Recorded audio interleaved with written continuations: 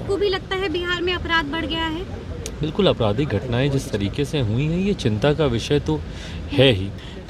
मुकेश सैनी से मिलने आए थे, उनके पिता की हत्या कर दी गई। आज आप लोगों ने मुलाकात की, क्या आप कहेंगे इस पूरी घटना को लेकर? देखिए, तब से वो गांव में ही थे और आज जब वो पटना आए, संजोग से आज हम भी थे यहाँ पे, बातचीत फ़ोन पे हो ही रही थी और मैंने खुद अपने पिता को खोया है तो मैं जानता हूँ कि ऐसे में आपकी मानसिक स्थिति क्या रहती है। ऐसे में कोई भी शब्द आपके मन को शांत नहीं कर सकता और उस पर भी जब घटना इतनी हृदय विदारक हो, जहाँ पर इस तरीके से हत्या कर दी गई हो, तो ऐसे में इस बात को उतार पाना सीने में ये अपने में बहुत कठिन होता है। ऐसे में आज बस सिर्फ मिलकर उनको गले लगाकर सिर्फ अपनी तरफ से संवेदनाएं देने का एक प्रयास किया। पर जैसा मैंने कहा, क्योंकि मैं इन परिस्थितियों से गुजरा हूँ तो मैं जानता हूँ कि कोई भी शब्द ऐसे में मायने नहीं रखते। बस ऊपर वाला उनकी आत्मा को शांति दे और परिवार को हिम्मत दे, ये प्रार्थना करता हूँ। आपको भी लगता है बिहार में अपराध बढ़ गया है?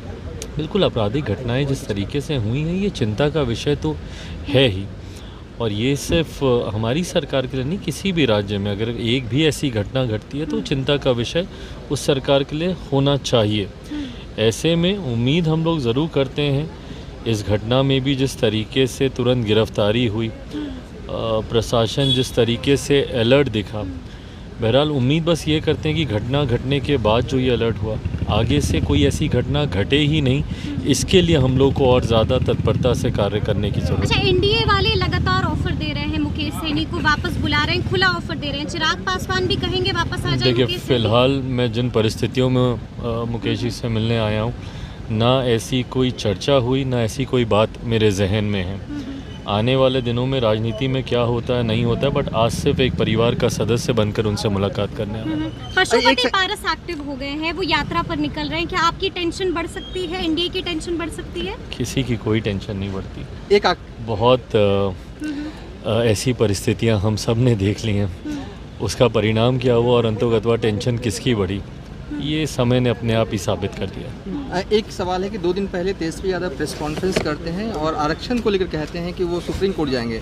उनकी दलील थी कि मनोज झा ने जो है वो केंद्र सरकार को एक चिट्ठी लिखा था, जिसके जवाब में उन्हें कहा गया था कि 9वीं अनुसूची में आरक्षण के दायरे बढ़ाने वाला काम जो है वो राज्य सरकार करेगी। आपको भी इन सब तमाम मामलों की जानकारी होगी, आप क्या कहेंगे? क्या तेजस्वी यादव झूठ बोल रहे हैं, सच बोल रहे हैं, क्या हो रहा है? देखिए, जिस तरीके से फ़िलहाल अभी हम लोग के लिए जो चिंता का विषय है, ये जिस तरीके से सुप्रीम कोर्ट का एक जजमेंट आया और उसमें जिस तरीके से रिजर्वेशन विद इन रिजर्वेशन करने के प्रावधानों को संभव किया गया है उन ऑब्जर्वेशंस में, ये हम लोग के लिए एक चिंता का विषय है। क्योंकि अनुसूचित जाति का आधार कभी भी शैक्षणिक नहीं रहा है, कभी भी आर्थिक नहीं रहा है, ना इन जातियों को शेड्यूल किया गया हमारे संविधान में शिक्षा के आधार पर, ना इनको शेड्यूल किया गया हमारे संविधान में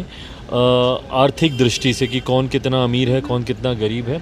इसका आधार सिर्फ और सिर्फ अनटचेबिलिटी था, छुआछूत।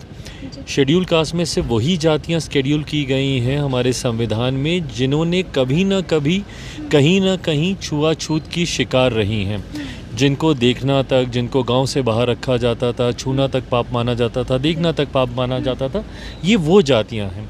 ऐसे में जब इसमें हर जाति का आधार ही छुआछूत है, अनटचेबिलिटी है, तो ऐसे में इन जातियों में क्रीमी लेयर की संभावना संभव ही नहीं हो सकती। क्योंकि आज की भी तारीख में ऐसे उदाहरण देखने को मिलते हैं कि एक दलित युवक को ही घोड़ी पर चढ़ने से रोका जाता है, एक दलित परिवार को ही मंदिर में प्रवेश करने से रोका जाता है।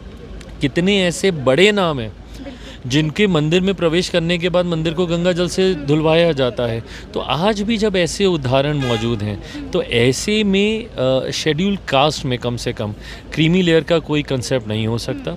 लोक जनशक्ति पार्टी रामविलास भी एक पुनर्विचार याचिका इसको लेकर सुप्रीम कोर्ट में हम लोग दाखिल करने जा रहे हैं। हम लोग मानते हैं कि इससे समाज में बंटवारा होगा और ऐसे में अनुसूचित जाति पूरी जमात एकजुट हो और एकजुटता से अपने हक की लड़ाई लड़े, उसके लिए ऐसे बंटवारे को कतई मंजूर नहीं किया अगर जा आपकी सकता। रिव्यू पिटिशन को रिजेक्ट कर देती है सुप्रीम कोर्ट तो आगे क्या कीजिएगा? Will cross the bridge when it comes. बहुत जल्दी है। मैं बहुत सकारात्मक सोच से आगे बढ़ने का प्रयास कर रहा हूँ। मैं मानता हूँ कि सुनवाई होगी और जब दलीलों को मजबूती से रखा जाएगा तो न्यायालय भी उसको मानेगा। अच्छा, उपचुनाव में कैंडिडेट दे रहे हैं चिराग पासवान, 4 सीटों पर उपचुनाव होना है। ये फिलहाल अभी ऐसी कोई चर्चा थैंक यू।